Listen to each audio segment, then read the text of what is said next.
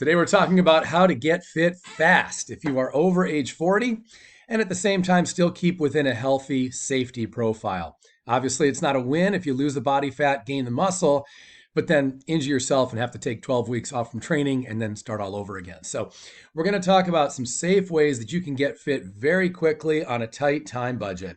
Now, the first thing you need to know, the very first thing, is that you need to know what your body's deficits are. You need to know what your main goals need to be. So, for example, let's say ultimately you really want to gain muscle, right? And that's what you're trying to do quickly, but you've got maybe 2, 3, 4 pounds of body fat that you also want to lose. Your exercise prescription and your targets and your goals are very, very different from someone who's the total opposite, who wants to gain maybe just 2, 3, 4 pounds of muscle at most, but who ultimately 95% of their goal is about fat loss. They're going to have totally different goals. We also do need to go into this with some understanding of your joint health and your biomechanical capacity, because there are all kinds of really complex multi-joint exercises that use big muscles of the body that have a lot of strength capacity. And there are also, of course, much smaller muscles with less payout. They're going to burn fewer calories per minute. They're going to utilize less metabolism. There's just going to be less effort overall from your body going into those exercises because they're simpler. And we really need to pick and choose kind of carefully here in terms of when you're going to go to the big exercises, if at all, when you're going to go to the small exercises, if at all. And that's all going to boil down to your current levels of fitness for every joint, every muscle in the body, your posture as well, your sense of balance, your spatial awareness, your biomechanics. There's so many different factors that go into it. But also, we need to get a good sense of how much time you're going to be able to devote each week. You know, I've had so many people come to me over the years and they'll say, I'll do anything to get fit. I've got to hurry up. I've got a wedding coming up. I'll say, all right, great. And I'll put together a plan that's ultimately going to take up easily 5 hours per week of exercise, plus easily a couple more hours of meal planning and putting all your meals together.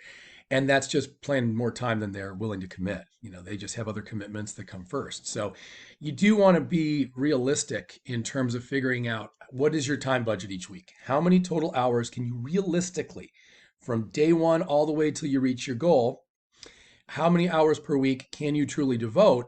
And then we've got to work within that. And we've got to just pick the high priority items. Now, speaking of high priority items, if one of your main goals is fat loss, and I know for most of you that's usually what we're talking about, fat loss is going to come down to how many calories per minute you can burn in exercise, and then how many calories per day of a deficit you can create from your nutrition, from your food intake. So right now, let's say you're eating 2,500 calories a day, and you say, shoot, I've got to hurry up and lose some body fat.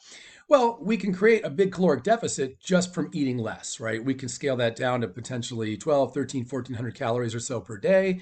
That way you're creating a caloric deficit of over 1,000 calories a day just from food. For some people, that's not necessarily healthy. For most people in generally good health, if it's only for the short term, most studies suggest that that's going to be pretty safe. Now we got to talk about how many calories per minute you're going to burn from exercise. Okay, here's going to be the really surprising and kind of controversial statement. You often hear, especially these days, that strength training is the better way to burn body fat. And in the long run, if you have the ability and the joint health and the biomechanics to really effectively strength train, that's mostly true. But if you're in a time crunch, if you're trying to hurry up and lose fat in the next 3 weeks or so, that's a very different situation because the benefits that you're going to reap from your strength training in terms of fat loss and weight management, those are more long-term benefits. You're setting up your metabolism, you're building more muscle within the body, and the payout is going to be over months and years, not so much over days or weeks. So if you're talking about just bang for your buck in terms of being limited on time, how can I hurry up and burn more body fat? The answer is going to be cardiovascular exercise. A typical person might only burn somewhere between like 3 and 5 or 6 calories per minute of strength training. And then, of course, you take some recovery time, right? You don't just strength train for an hour straight without a break. You have to rest a little bit between sets for the most part, unless you're doing something like a circuit training, which is really more like a glorified cardio.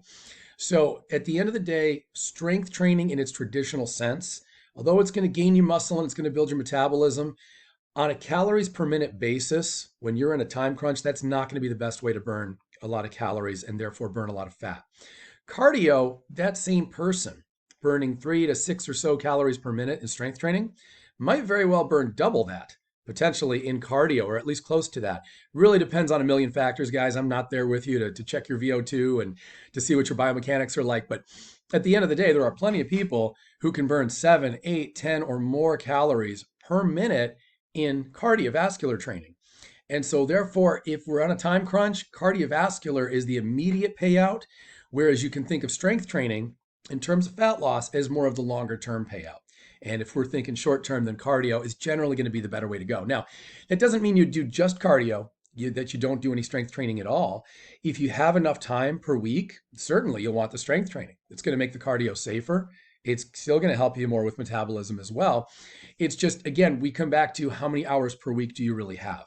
If someone was in good enough shape to safely perform cardio, and maybe that had some history of cardio, some recent history, where I felt they could confidently jog or use any other kind of cardio equipment or modality. If I felt that they could safely perform 2 or 3 hours a week of cardio, and that's all the time they had, if they said my all I can make is 2 to 3 hours per week for exercise, and I've got to hurry up and lose weight over the next 2 or 3 weeks, I would really just say, you know what, I'd spend 5-10 minutes a week on strength training and the rest would go to cardio because their main goal is fat loss.